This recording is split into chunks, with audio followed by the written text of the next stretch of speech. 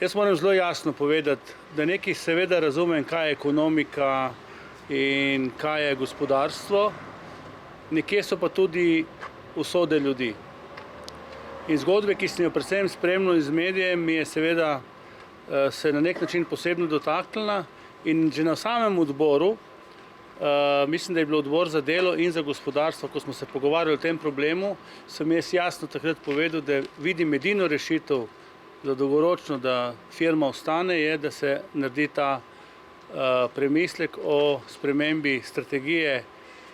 da podjetje in to v Škofji Loki in v Mariboru, v bodočnost, mislim, da se imenuje, se predstavi v tako imenovano strateški portfelj.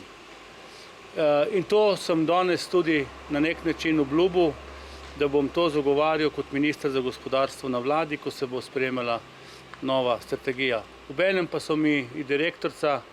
povedala že, kaj je do zdaj že vse naredila v teh parih dneh.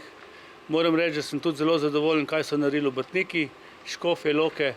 in okolice, da so šli v na nek način pomoč in mislim, da ko skupaj stopimo, se da marsikaj spremeniti.